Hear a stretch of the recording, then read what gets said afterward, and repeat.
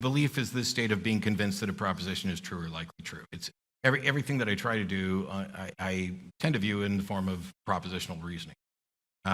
So when we talk about the narrative. Yeah, that's a problem, by the way.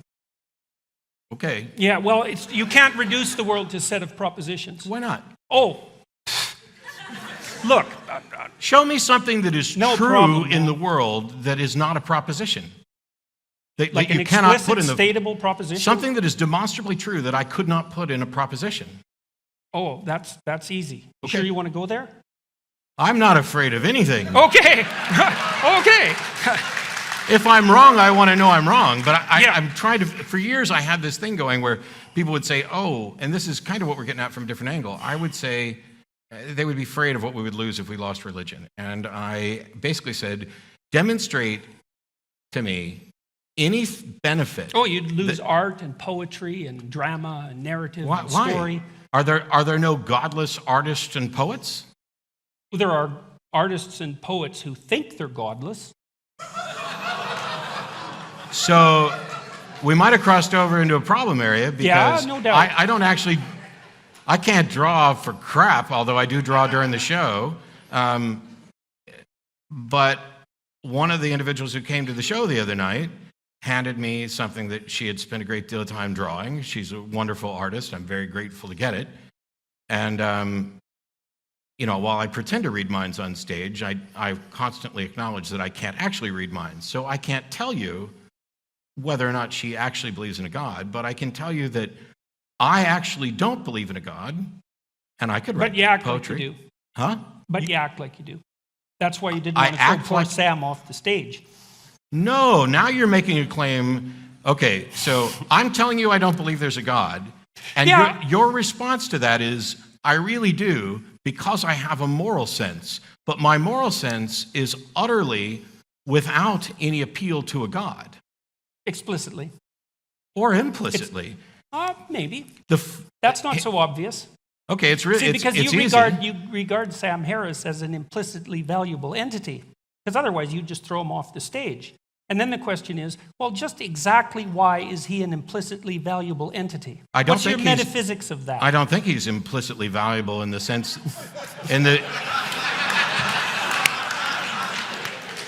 I don't think he's implicitly valuable in the sense that the universe has implied that there's something explicit about it. And for me, morality is far simpler than some people. Now, wait, you make it sounded out to be. doubtful about that. You know that, like Maybe you're the mind reader. Well, maybe. Because you've already suggested that despite me sitting here and having talked about this for decades, that I don't believe in God, that I actually do because I have a moral code. But my moral code, which I've I was talked more about, specific. I said it was because you didn't want to throw Sam off the stage. Yes, it wasn't but just you that didn't. had a You didn't moral code. You didn't even attempt to ask me why I didn't throw Sam off the stage. Instead, you went to why do you think Sam has implicit value? Because it seems that in your narrative, I'm willing that's to go the there. only justification. Well, maybe you were afraid of being punished. I think no. Oh, I think okay. you can have a perfectly acceptable foundation for secular morality, even if it fundamentally centers around selfishness. I'd rather not be thrown off the stage. It's in my best interest to encourage that sort of understanding in others, and therefore I will not throw him off the stage. I would rather not have my stuff stolen, and it's in my best interest to encourage others not to do that, so I will not steal stuff, and I will work with others to ensure that the people who steal stuff are punished. It is in a virtually pragmatic moral system. Why do you think it's not in your best interest to have stuff stolen from you or to be thrown off the stage? Why is it not in my best interest? Yeah. No, you don't get to think, oh, that's self-evident. It's like nothing's self-evident to the skeptic. Let's keep that in mind. Oh. Well, so... Because if we're going to get skeptical here, we might as well go all the way to the bottom. So for Sam and I, the foundations, and we're not the only ones, but I tend to reference Sam just because if I say this, then somebody will say, well, that's exactly what Sam Harris says, except that, I was given this lecture before he wrote his book. But his book is better than my lecture, so read his book. When I talk about this, I'm talking about well-being is the language that Sam uses. Oh, sad. I don't care whether or not somebody else considers that morality. I would think at a minimum, would you and I agree that That whole well-being thing, man, as a basis for a metaphysics, that's just a non-starter. We're not basing metaphysics on it. Sam is. No, he's not. Yes, he is, because he's out to Well, maximize well-being. You can take it up with Sam. Well, okay, sorry. Do you think I'm wrong about that claim? That's what I understood. I from don't think reading Sam's him. saying anything metaphysical about it. I think so. Here's the thing: we are physical beings. Well, it's his fundamental claim, so it's sort of at the basis of his ethic. And so he says, well, we should work to maximize people's well-being, or at least to.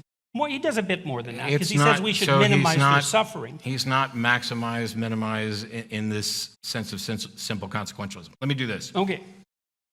We're physical beings in a physical universe, and the laws that dictate how things work in the universe, they are the ultimate arbiters of what is or isn't in our best interest, whether we know it or not.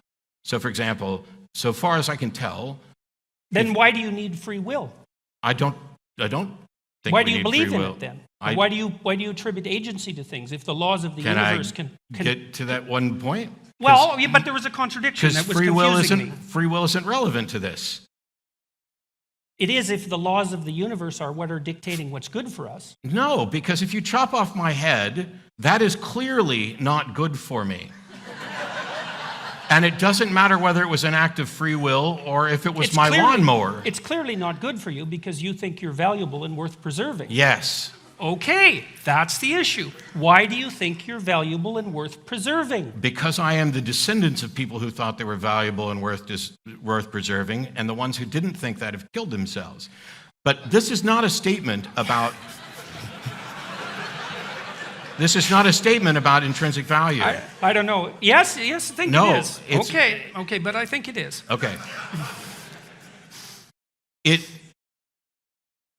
The reason that we talk about this in terms of well-being is because irrespective of whether or not I care about well-being, there are facts about well-being. Sure, let's hear them, man. Line those suckers up. If you chop off my head, it's in contradiction to my well-being. I mean, but the point... No, I wasn't willing to grant that, actually. Okay. I'm saying that's a metaphysical presupposition. You're just saying I have to accept that. No, I'm not telling you at all what to accept. Sure you are. You're saying that your death would be wrong. I'm trying to explain what my position is. Okay, but you said that wouldn't be in accordance with your well-being. Okay, that's a metaphysical statement or philosophical statement. It's not an obvious fact. That chopping off somebody's head is contrary to their well-being. It depends on how you define well-being. Sure. Yeah, but it matters. But if you define well-being as this glass of water, we're no longer talking about the same thing. Well, you can define well-being. That's fine. That's what I'm waiting for. This is what I'm... Well, you can't do it. You can't define well-being. It's well, then very, why very should I difficult. try? I certainly can't do it if you keep telling me I can't do it. Okay, sorry. Okay, I'll back off. There's a... Go ahead. I'm all ears. So, the primary objection to mine and Sam's position that keeps coming back is, why should anybody care about well-being? And we both will acknowledge that this is, in fact, a subjective preference. There are people who are going to care about well-being, there are people who aren't. The second objection is that well-being is not clearly defined. Both of us have acknowledged this. It's not as if we're saying we have all the answers to how to go about living a better life. We're just saying that however we're going to define well-being, which is, I say you can start with a couple of foundations. You can start with death is preferable to life, but you don't get very far that way. And Stop suffering. Well, no, I'm saying you could start with death is preferable to life, but you don't get very far that way because those you do. You stop suffering. You just die. Yes. Right, so you can start with the presupposition. Except that when you're dead, you're not being, so there's no well-being. No, well, that's...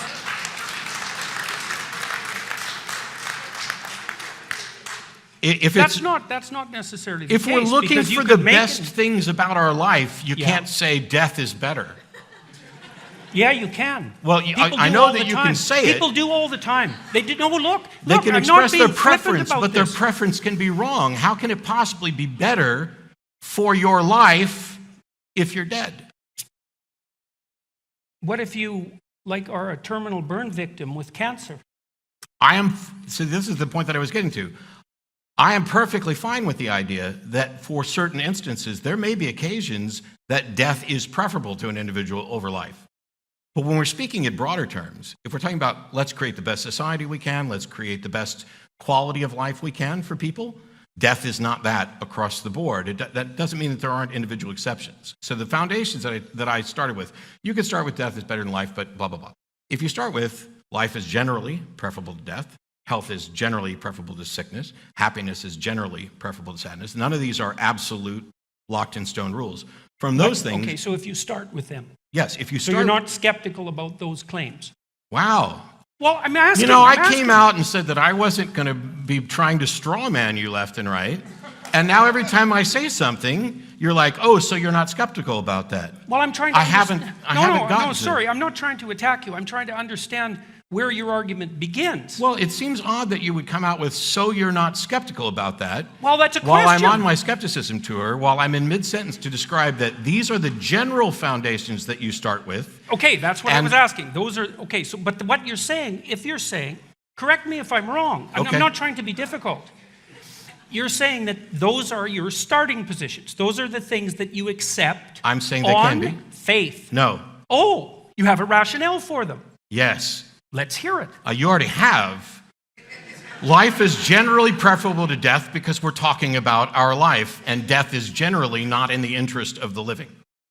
It can be an exception. This is the point that I was getting to. So you could start with those foundations. You could start with any three that you found. You could pick three arbitrary foundations. And the one aspect that makes a secular moral system distinct from religious pronouncements and divine command theory and those sorts of things is that the secular moral system has as its goal the object of getting better at getting better, which means if you find out that one of your foundations is wrong or in conflict with something else, you can now change that. You could start with death as preferable to life, and then when you find out that it's not working that well, you change that foundation. I think that these foundations, based on the evidence of how people tend to live their lives and what they care about, are a good set of three. There could be better ones that somebody come up with. I'm open to revision on any of these at any time. But to say that I'm not skeptical about them is exactly the opposite of what I am. Because skepticism is about, I'm not going to accept something as true without good reason, and it's about being open to revision should there be evidence.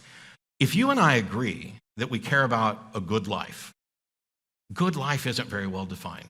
And we may have different ideas about what good life is. But if we could actually just sit here and take notes, I think that we'd come across maybe a handful of things that we would agree would make for a good life.